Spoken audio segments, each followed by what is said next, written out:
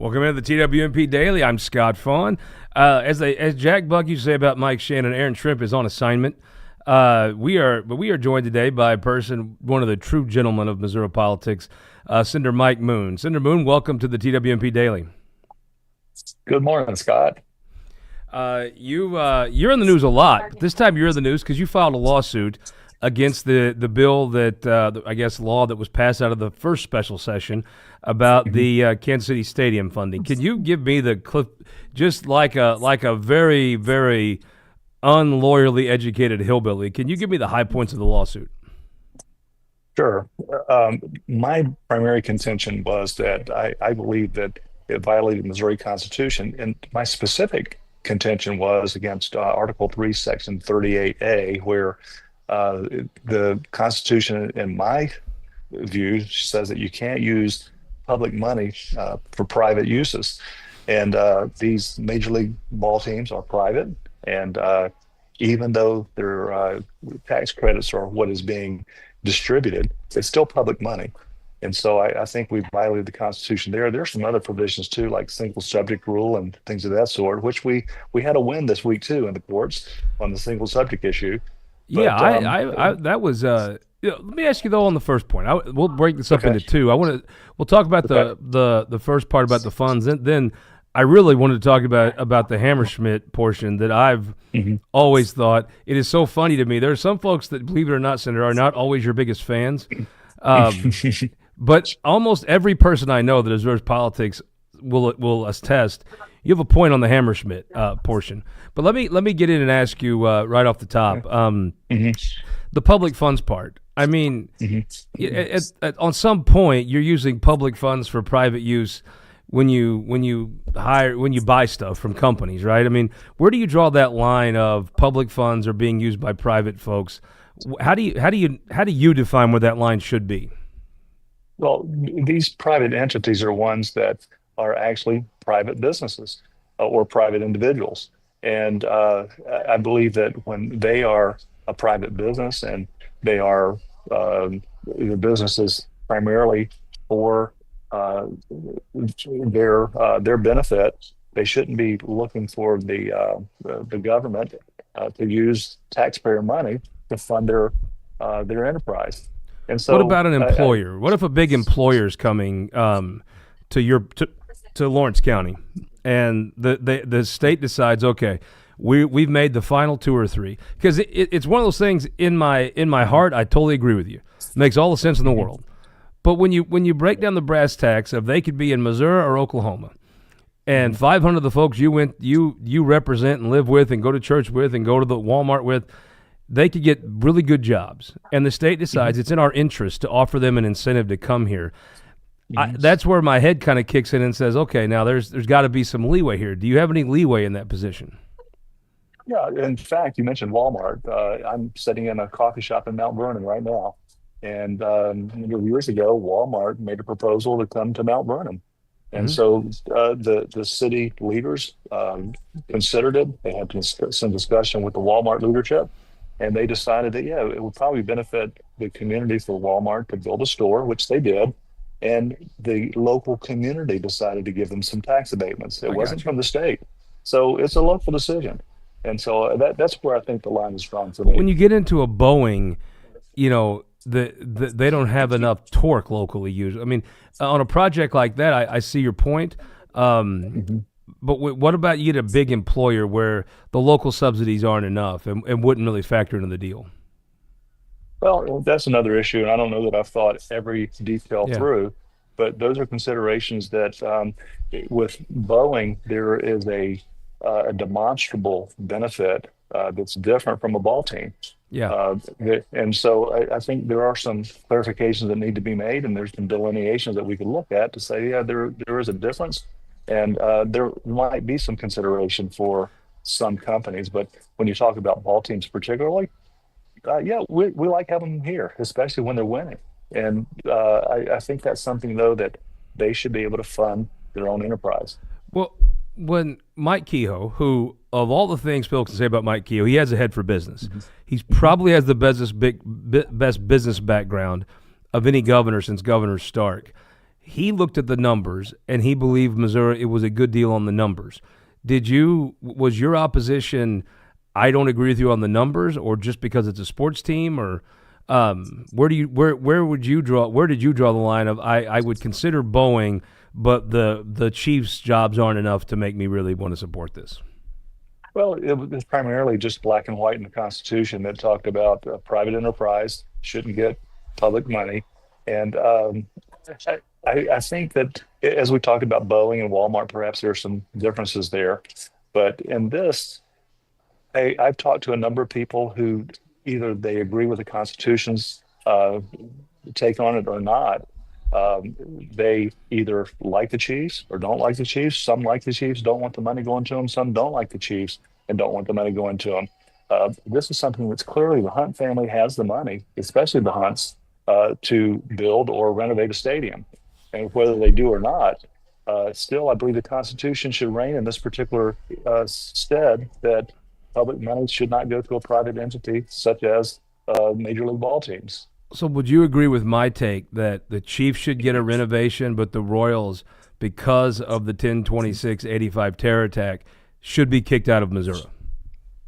Not necessarily. I think both of them ought to just stand on their own two legs. And if they're producing a product, which in this case is entertainment, I like pro sports, but I don't want to make the decision for other Missourians to say, look, we're going to take your money whether you like them or not. And give it I to think them they so should stand on their own stay. two legs and leave the state, the Royals, that is. Yeah, and that could be.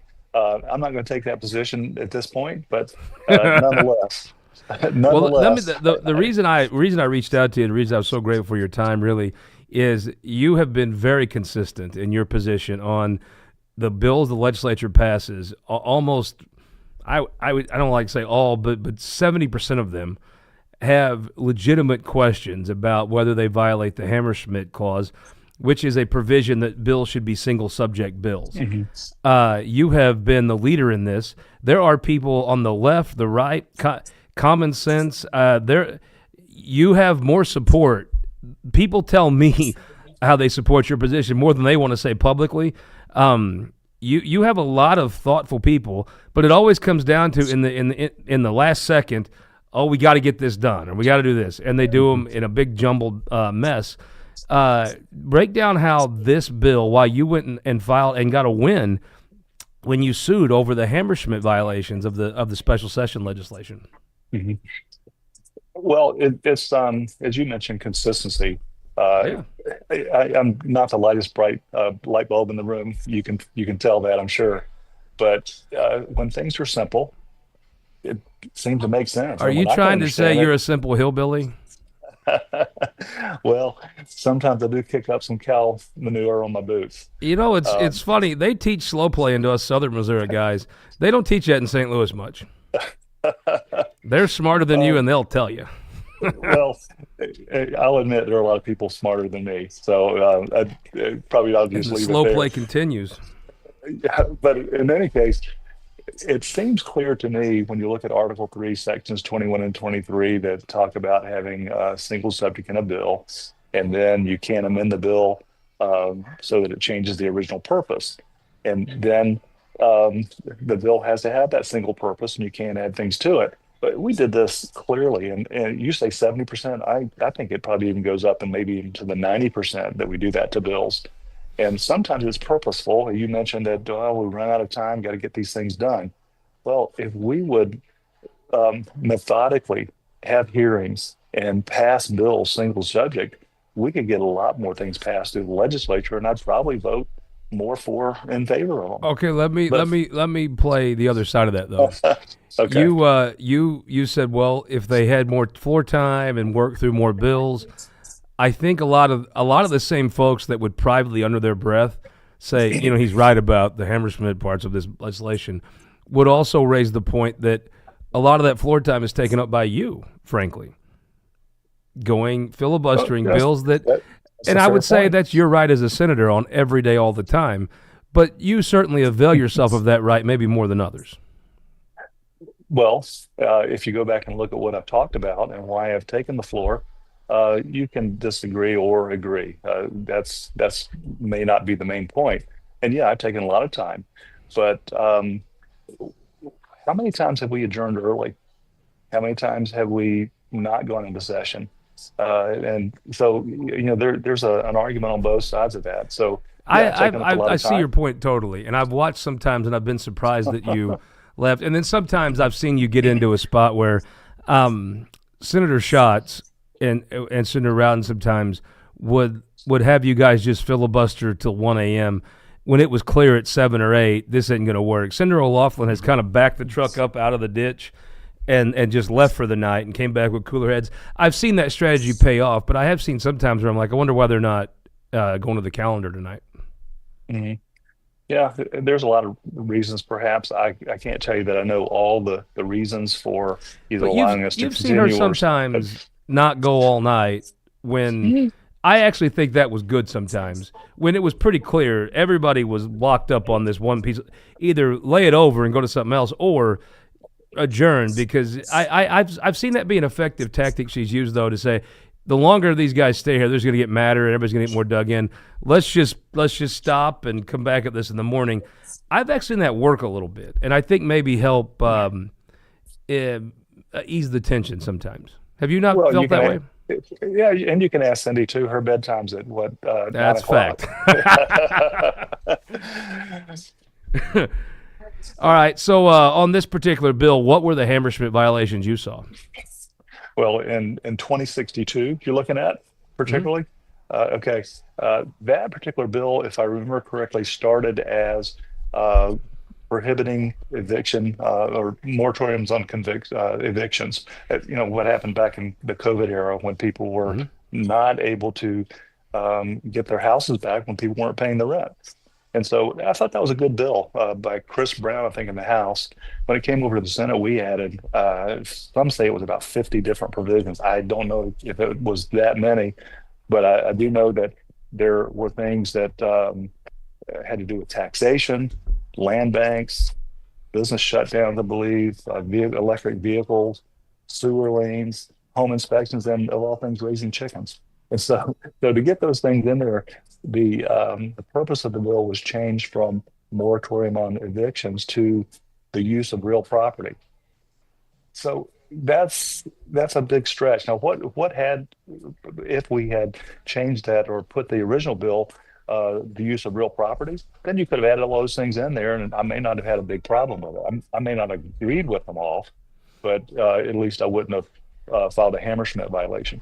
So I think we should be more careful in how we change bills. And yeah, maybe some of these things were important, but they just didn't fit in that original purpose of the original use purpose of House Bill 2062.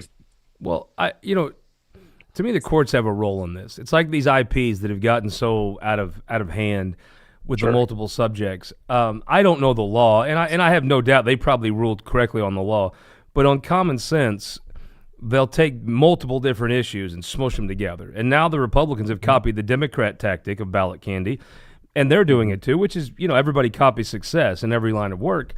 I thought the court should have made those IPs separate, and they have let a lot of these Hammersmith violations. I mean, to me, it's a common sense, obvious thing that they're violations. Legally, I'm Mhm. not an expert to know, but they've let a lot of these things go through. Maybe this is the first step in reclaiming some of that ground. The court does have a role to play there. If the court was more active in enforcing the Hammersmith violations, I think there'd be less of them. Don't you?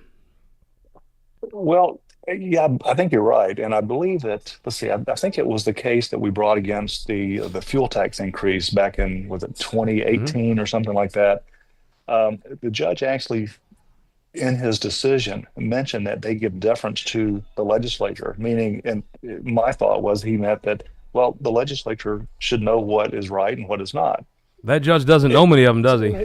well, that's funny you said that because I remember when I was in the House at least twice, I think it was, there was a bill that was being amended, and someone would raise to ask the question of the bill handler, if this amendment is adopted, will it render the bill unconstitutional? And to a person, both representatives pointed over toward the Supreme Court, and they said, "We don't know. Only the courts can determine constitutionality." Now, what's funny about that is that both these guys are now sitting on the bench. So I asked myself, what happened from the time that they left the house to the time that they put on the black robe that now all of a sudden they understand what the Constitution says and what it means? I think that any elected person, and even if you're not elected, you should be able to read the Constitution. And most of it's pretty clear. We should be able to determine what's right and what's not. And I've said this before, that if a legislator can't read Article 3 and determine what's what, they shouldn't be in office. I do, though, on a bigger level. I think it's good when the courts give deference to the elected officials. I think some degree of deference. I mean, deference can be it's a wide word, can be interpreted a bunch of different ways. I do think on some level, I see this at the federal system. I don't think they respect the legislature all that much, and I do think there is some healthy respect should be given to folks like yourself that put their name on the ballot. They go learn their legislative craft. They go serve 5 months a year in Jeff City. And I think there's a mandate of the people to give them some degree of deference, but I don't think that means total deference. Well, I don't disagree with you there. I think there ought to be some leeway given, but when something is this clear, and when we are apparently violating the oath that we took to follow the Constitution, and I think most of us know better. In fact, I've had people in my office say, "Look, I think you're right, but I want to get a bill passed." If that's the only way we do it, that's not serving the people very well. So where does it go? Let me just start back. Who'd you get to argue this case, and how do you get someone to go argue a case like this in court? Well, if I were to say it's all me, it's not. There are several people who were involved in this effort.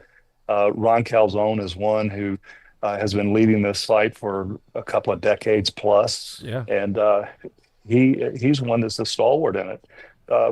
How you choose a judge, we don't actually get to do that because. But I mean, you're an attorney. How do you go about? Is it Ron that provides the money, or has a contact of a person that'll do this for free, or how does it work? I've had Chuck Hatfield and Mark Ellinger in the studio, and it's interesting to me because I think a lot of folks know the high points of these things, but when you want to challenge something as a legislator, what do you do to go obtain the lawyer and the services to go bring that case to court?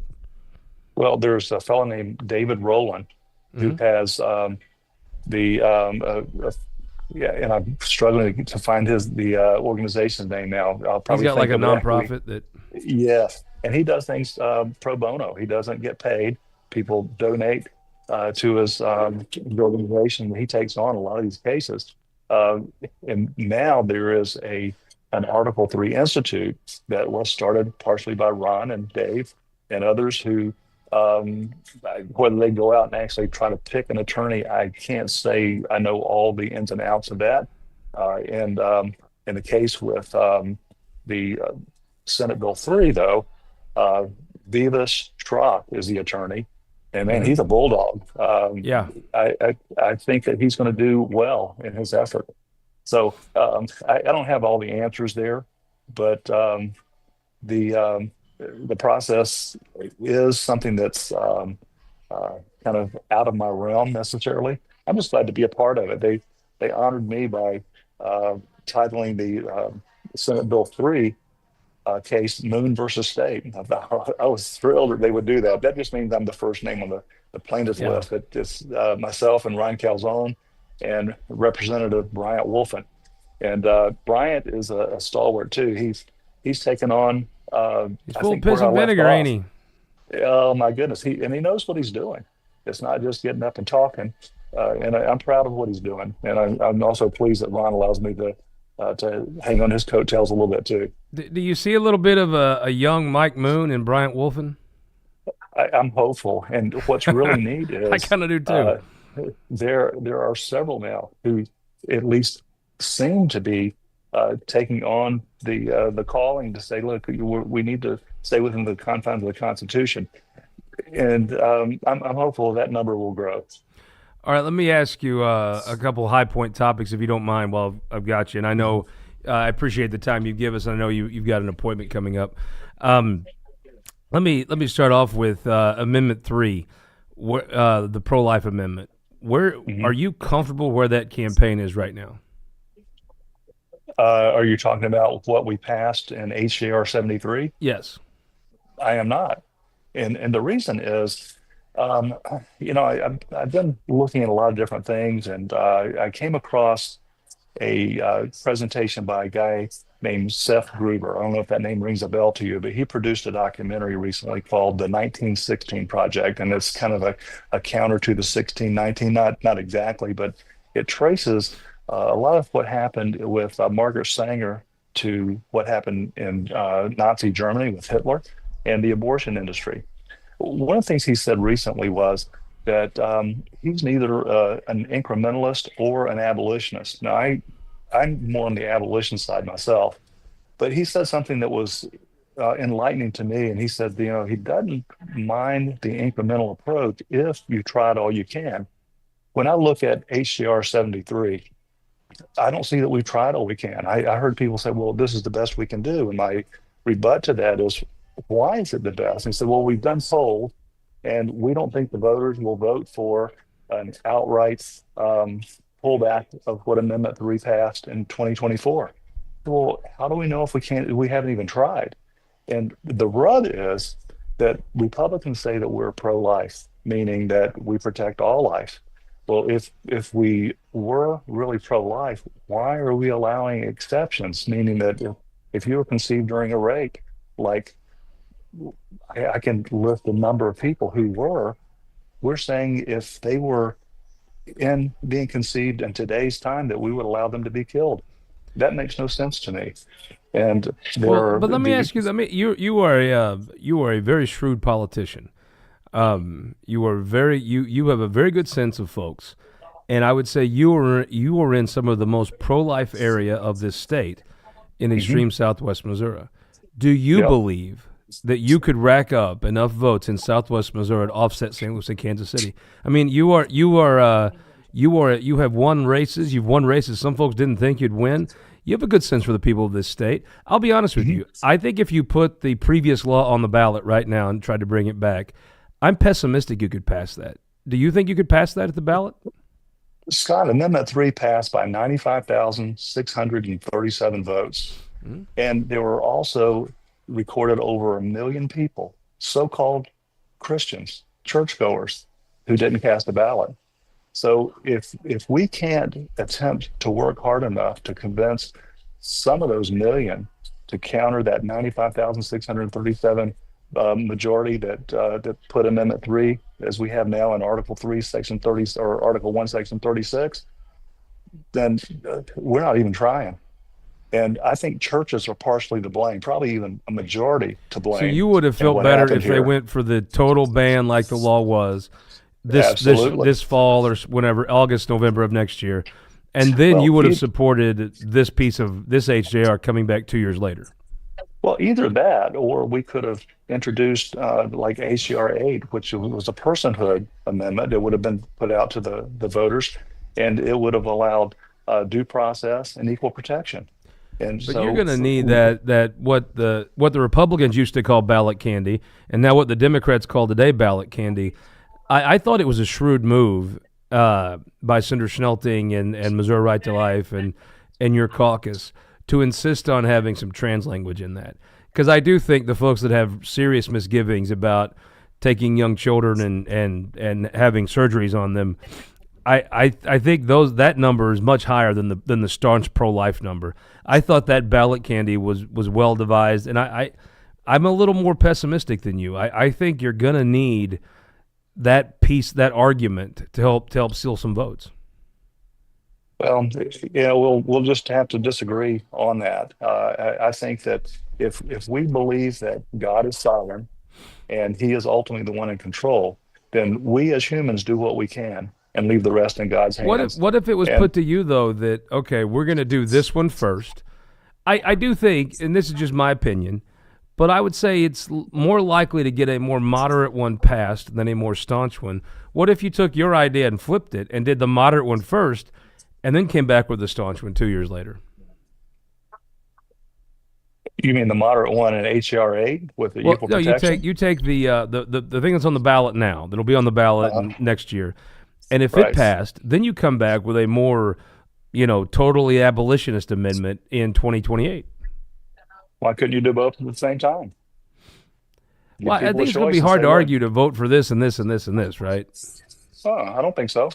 I think, especially, if you're putting the onus on the churches to say, look, pastors, you're going to have to go out and speak the truth. Look at what happened during the Revolutionary War, Scott. We had the Black Robe Regiment who would go out and they would speak about social issues. And the British blamed the Black Robe Regiment for their loss in the Revolutionary War. The Hmm. churches aren't standing up like they should today. And until we do, this is not going to get any better. Well, we got to thank our folks, our sponsors, the terrific folks up in the great Northwest, where I was at this week with United Fiber, some of the best rural broadband around, the top hotel in Jeff City, the Courtyard by Marriott, and then for the folks that grow it, test it, manufacture it, package it, and sell it in Missouri, the members of the Motor Trade Association. Truly the most Missouri industry in the state. Senator, give me a prediction right now with the thing that will be on the ballot, with Amendment 3. Do you think that passes? I'm mixed on this. I'm really torn because, as I said during the committee, I don't think we're doing the best that we can do. And they may pull it off. If we do, though, we're going to have enshrined in our Constitution the legality to kill babies in the womb But to be just fair, it is because of the way already in they're the consumed. Constitution, right? It is in Oh the well, Constitution.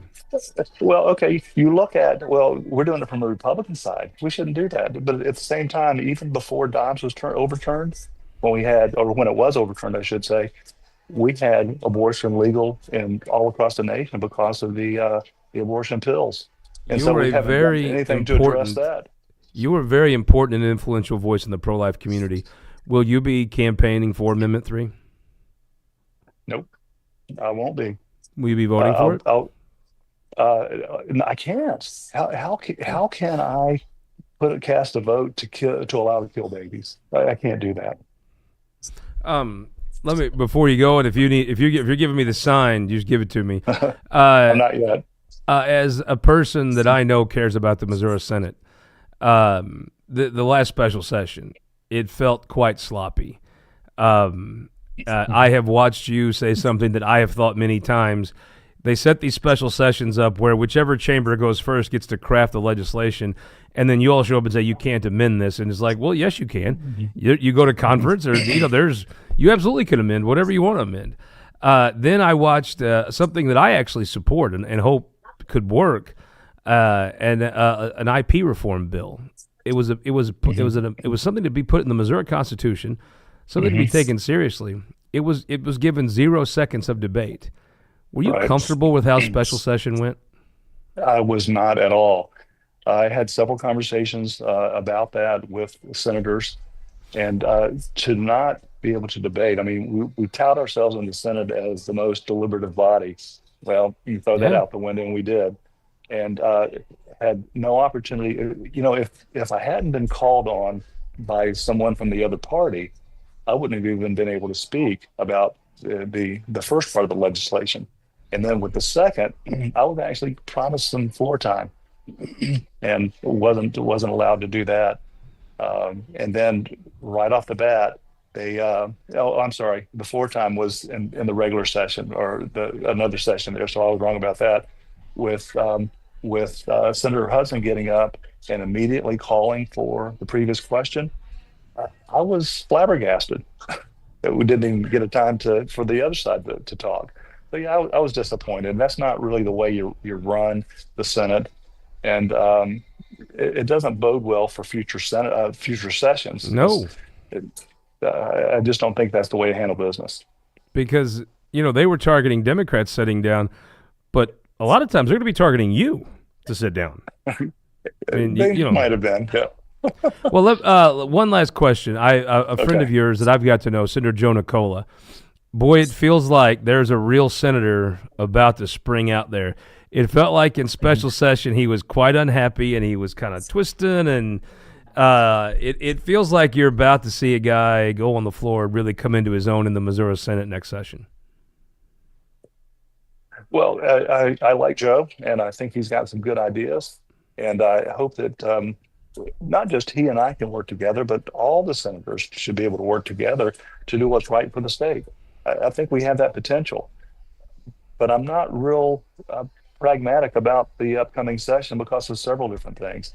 But Joe's a good guy, and I think he's going to do well.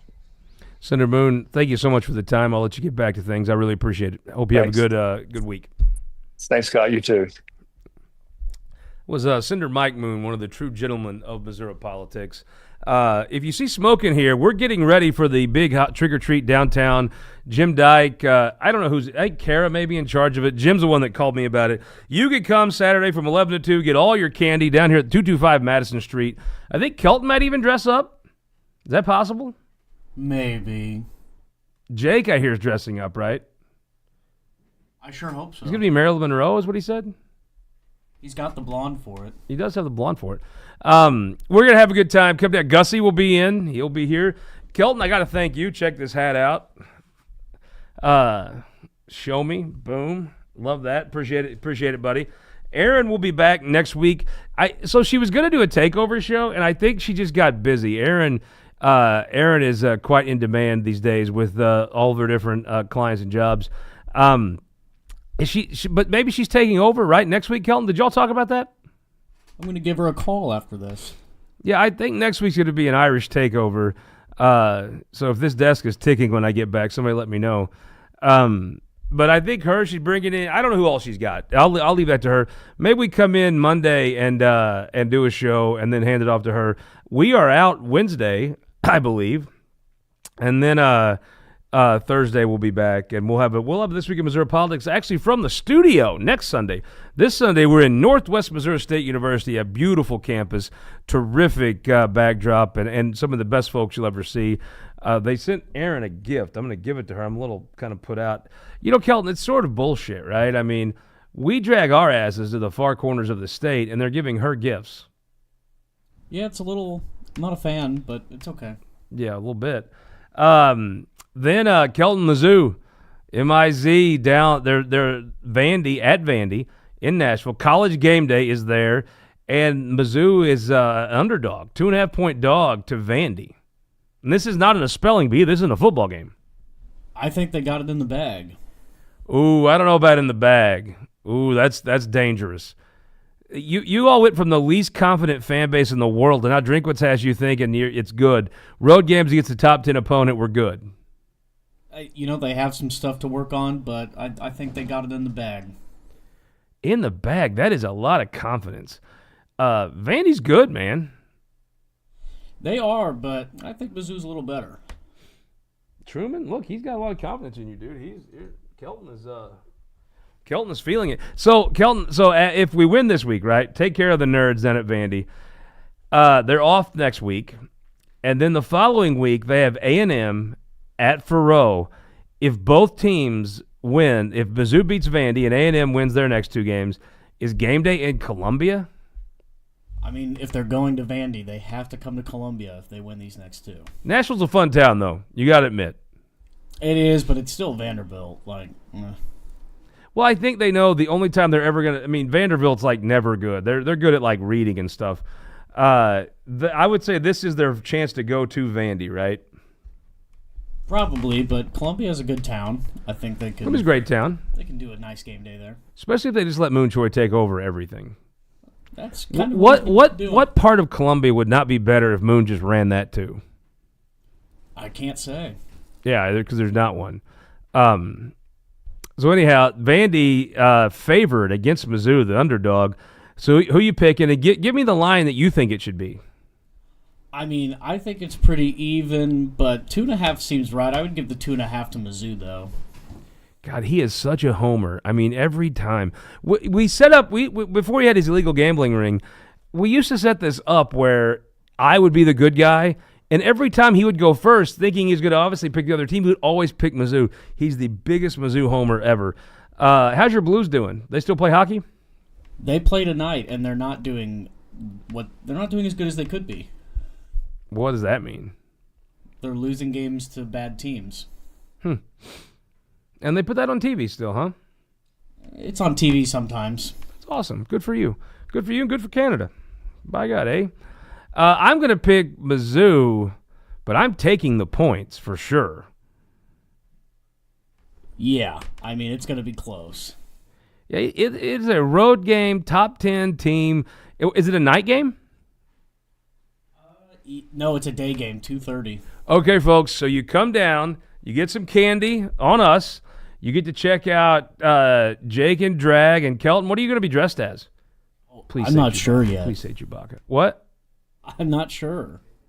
Why aren't you going to be Chewbacca? Why would I? I'm not tall enough for Chewbacca. You could be like Chewbacca's cousin or something. Whatever those like little. Can you do the like thing he does? No, my voice isn't good. Give it enough. a try. Ah. That was not that was not wholehearted. Your heart was not in that. We both know it. Kelton, for Chewbacca, all you need is gloves. And stilts. You could be like Chewbacca's younger brother. His like Chewbacca. child or something? Huh? His child? Chewbacca. You be Chumbawamba, his cousin. And you just need some gloves.